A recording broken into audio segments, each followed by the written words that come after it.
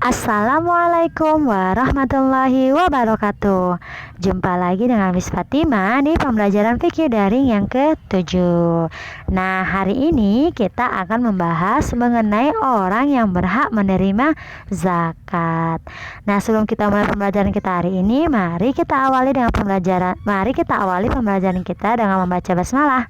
Bismillahirrahmanirrahim. Oke. Kita lanjut ya. Orang yang berhak menerima zakat ini disebut juga dengan mustahik zakat. Nah, orang yang berhak menerima zakat ini sudah ditentukan oleh Allah Subhanahu wa taala dalam Al-Qur'an surah At-Taubah ayat 60. Nah, dalam ayat tersebut sudah ditentukan oleh Allah siapa saja yang dapat menerima zakat atau yang berhak menerima zakat. Kita baca ya ayatnya. A'udzubillahi minasyaitonirrajim.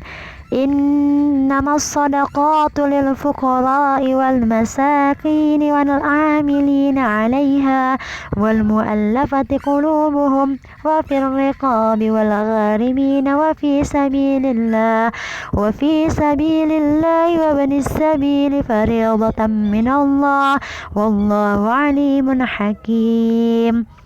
Nah, yang artinya sesungguhnya zakat-zakat itu hanyalah untuk orang-orang fakir, kemudian untuk orang-orang miskin, kemudian amil zakat, kemudian mu'allaf, riqab atau budak, kemudian ghorim, fisabilillah, dan ibnus sabil, sebagai sesuatu ketetapan yang diwajibkan Allah, dan Allah Maha mengetahui lagi Maha bijaksana.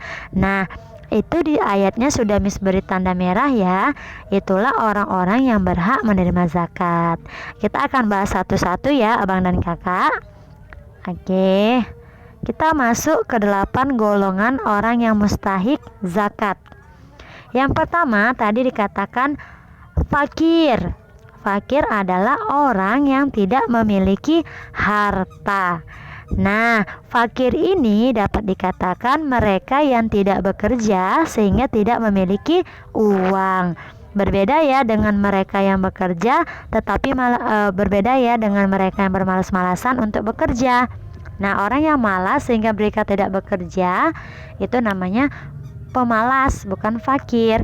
Contoh dari fakir ini adalah seperti orang-orang yang kekurangan fisik. Itu biasanya mereka tidak bisa bekerja layaknya orang yang normal, sehingga mereka tidak bisa bekerja dan tidak memiliki harta. Sehingga makanya lah Allah mengatakan orang yang paling berhak menerima zakat itu yang pertama adalah fakir. Paham ya abang dan kakak? Nah, yang kedua adalah masakin, artinya miskin. Nah, beda emangnya Miss antara fakir dengan miskin? Beda ya. Kalau miskin gimana Miss? Kita baca. Miskin adalah orang yang penghasilannya tidak mencukupi. Nah, berarti miskin ini dia bekerja tetapi penghasilannya tidak banyak atau sedikit.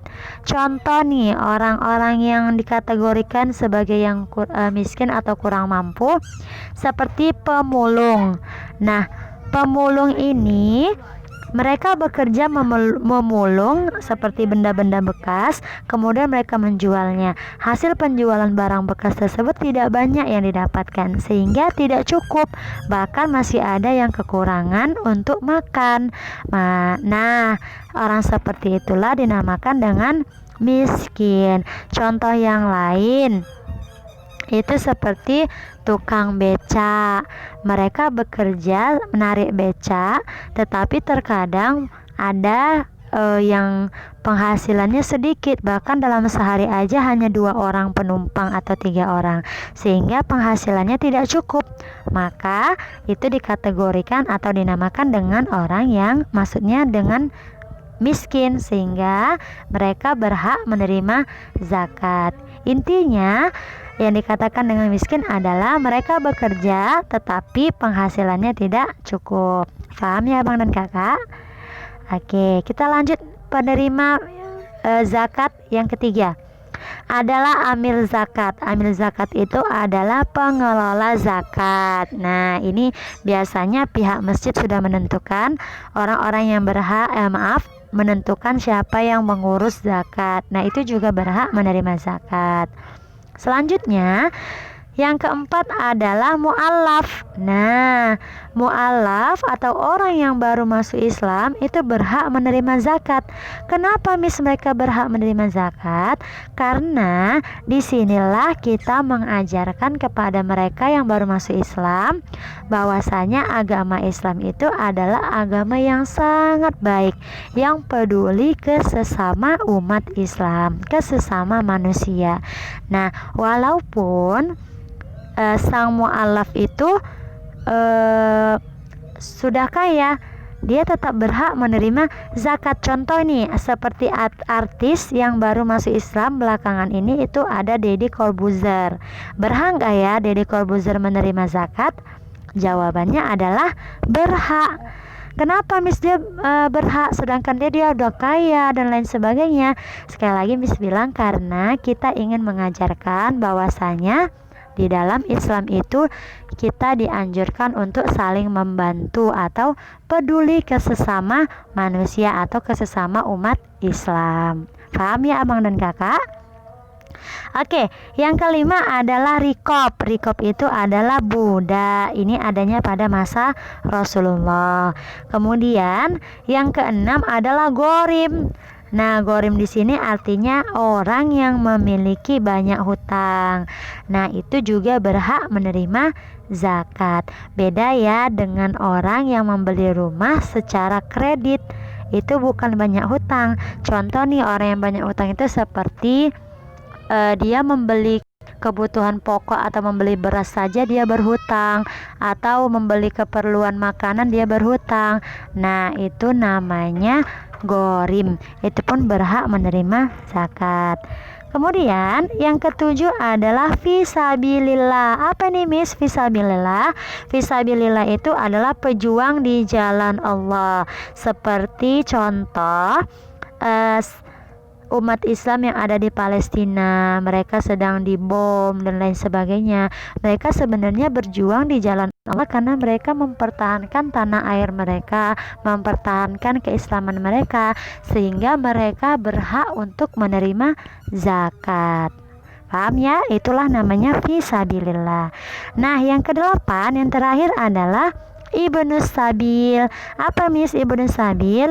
Ibnu Sabil adalah musafir dan para pelajar yang berada di perantauan. Itu juga berhak menerima zakat. Oke, paham ya abang dan kakak? Itulah 8 orang yang berhak menerima zakat. Jadi abang dan kakak kalau mengeluarkan zakat itu pilihlah dari salah satu 8 orang tadi. Nah, itu saja pembelajaran kita hari ini. Berikut sudah Miss buat tugas. Tugasnya adalah berilah garis bawah pada kata yang menjelaskan orang yang berhak menerima zakat dalam Al-Quran. Jadi tugas kamu menulis ayat ini, kemudian kamu garis bawahi mana yang menjelaskan orang yang mustahik zakat atau orang yang berhak menerima zakat. Seperti tadi Miss sudah mencontohkan. Oke, Miss contohkan ya. Yang pertama tadi adalah lil fuqara atau untuk orang-orang fakir, berarti garis bawahnya di sini. Yang kedua siapa? Orang miskin, berarti kamu garis bawahi wal masakin. Yang ketiga apa? Wala amil zakat. Nah, apa bahasa Arabnya dalam Al-Quran ini? Kamu boleh melihat dari Al-Quran terjemahan, atau boleh lihat tadi Miss sudah menggarisbawahi juga mana saja bacaannya yang berhak menerima zakat. Jika sudah selesai, kirim ke Miss langsung ya abang dan kakak. Oke, kurang dan lebihnya Miss mohon maaf. Kita akhiri dengan membaca hamdalah. Alhamdulillahirabbil alamin. Assalamualaikum warahmatullahi wabarakatuh.